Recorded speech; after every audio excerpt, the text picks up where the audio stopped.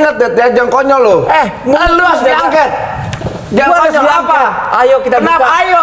Kita akan buka itu ya. Kita akan buka itu. Kita akan buka itu. Jangan konyol lu. Baik. Iya. Iya. Lu marah kenapa?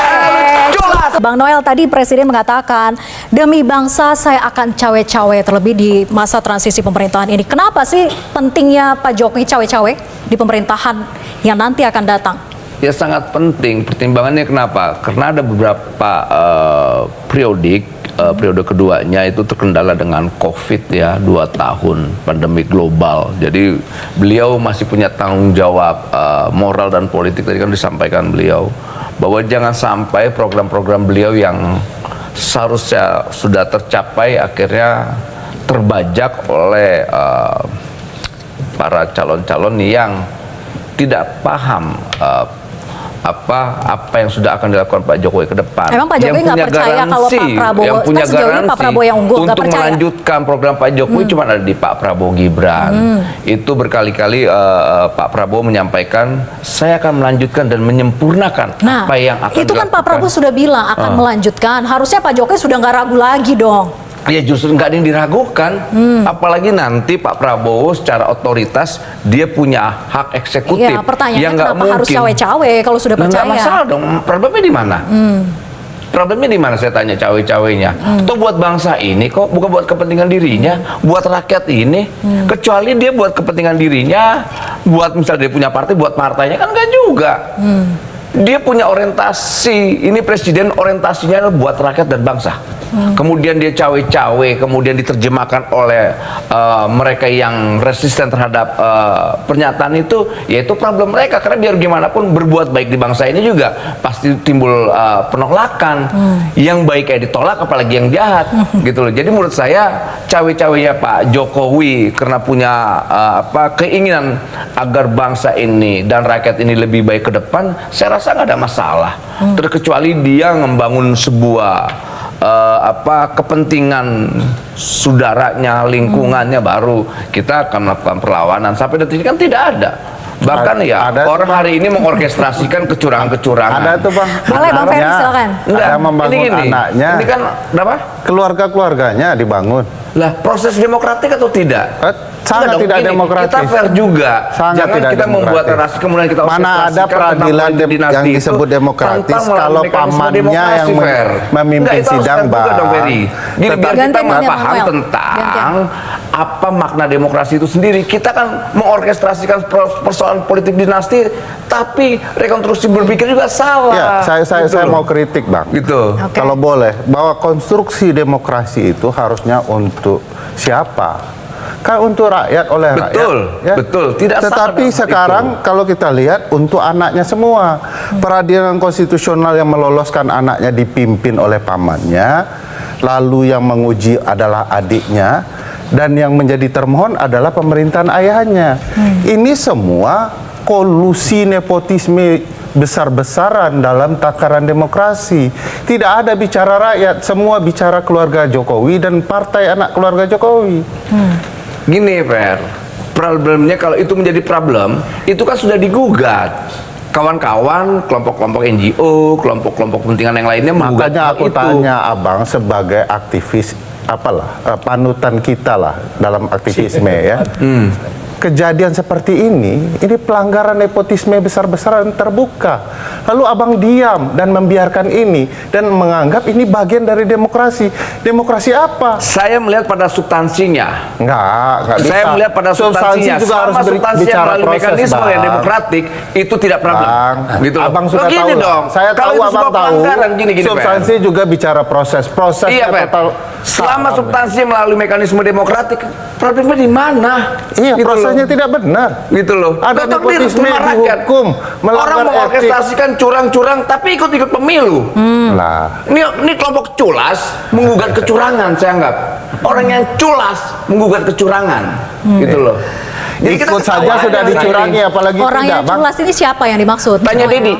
Dedi paham tuh orang-orang culas itu siapa. Kan yang ngomong Bang Noel, masa saya tanya Pak Dede? Ya lu dong. Lu yang ngomong. Gua nggak ada ngomong dari tadi. Tadi kan lu mengorkestrasikan sebuah kecurangan. Tangan lu bosan nunjuk Lu. di depan orang nih. Iya, depan orang kenapa rupanya? Aduh apa? Oke. Ini pemilu aja kalah soalnya minta ampun lu. Lu harus dari Pemilu aja culas. kalah soalnya. Lu harus dari culas. Ya Jangan kurang Allah. ajar lu. Oke, Lu sebentar. dewan tidak punya rasa hormat. Ingat deh, ya jangan konyol lu. Lu harus diangkat. Jangan Gua harus konyol apa? diangkat. Ayo kita Kenapa? buka. Ayo. Kita Gua akan nggak buka tahu. itu ya. Lu Kita akan dari buka itu. Cukom. Kita akan buka Lu itu. dari Jangan Cukom. konyol lu. Baik, baik, baik. Iya. Kenapa? Iya. Lu marah kenapa? Jelas. Kenapa lu jadi persoalan pribadi lu? Kesal pribadi. tidak Ini kita terdengar. bicara politik. Ini masuk. Lu Oke, yang cukup. ngawur. Gua ngomong apa sama lu? Lu ngomong apa tadi? Gua lihat lu aja jijik. Bang Gua Dedi. ngomong apa? Gua lebih jujur dari lu. Bang Apa Noel. rupanya? Saya ke Bang Faldo ya, Bang Entar Faldo. dulu, gua belum ngomong. Tadi gua mau ngomongin Sedikit. dulu yang Oke. disebut tadi itu soal Sedikit. apa Sebentar ya. namanya? Tadi gua sampai lupa tadi ngomong Bang Dedi, apa. aku dulu Substansi aja. demokrasi. Oke. Bicara substansi demokrasi itu bicara proses. Kalau ada orang yang bilang pembegalan di MK yang berujung pada pemecatan ketua MK sebagai substansi demokrasi, orang itu pasti nggak pernah baca buku, ya. Orang itu pasti nggak ngerti substansi.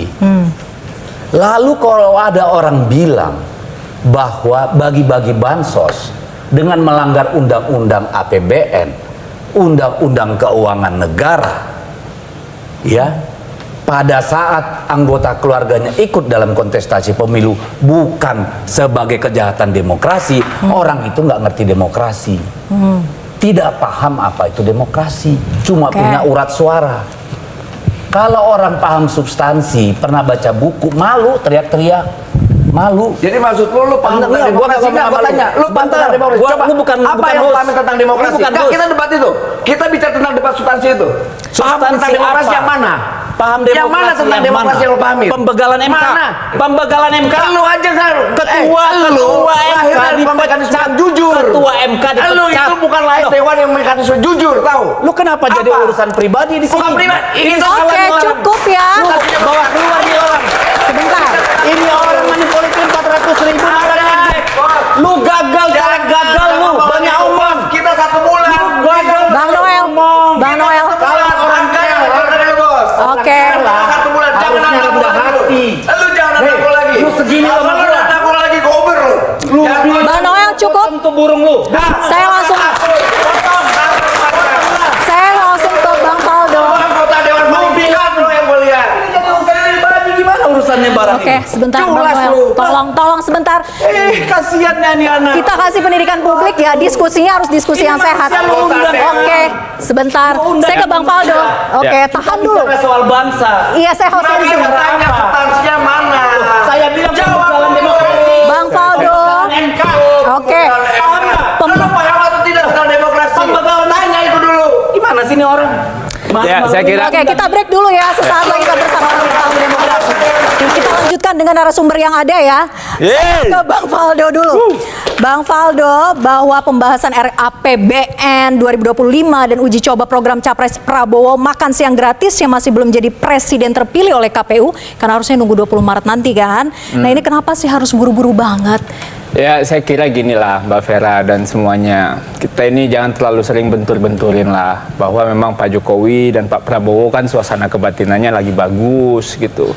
Kita bicara soal keberlanjutan gitu. Kita nggak mau juga ibaratnya nih sering banget nih Mbak. Ini kan dia dalam politik praktis sering banget nih orang-orang yang menjadi suksesor itu ibarat ditaruhin paku gitu tuh di kursi dia mau duduk gitu. Jadi he can do nothing.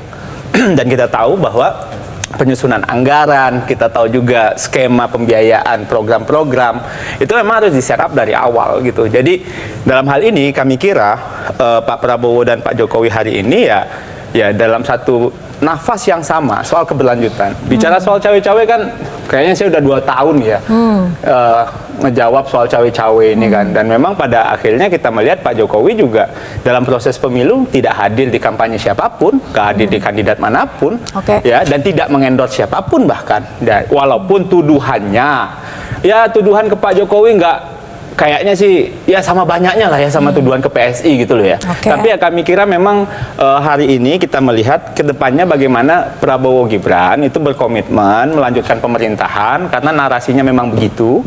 Dan kami kira juga dalam hal ini kita juga perlu sama-sama melihat bahwa proses bangsa kita ke depan akan berjalan, waktunya juga nggak banyak-banyak amat.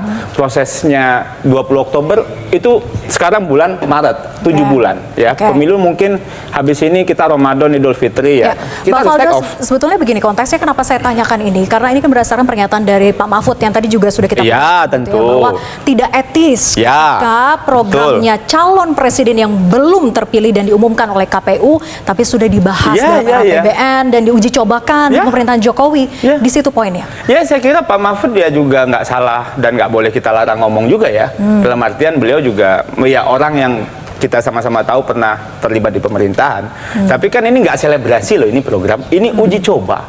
Ya, uji coba. Dalam artian tuh kalau dalam sebuah proses tuh ya biar A/B testingnya oke lah. Doable nggak sih ini gitu. Ini kan program besar salah satu unggulan. Dan kita kan nggak mau juga nanti Mbak ganti presiden, ganti lagi kebijakan, ganti ini, ganti itu. Kita udah terlalu Oke. sering kayak begitu. Jadi apa salahnya sih Ya, jadi gitu ya?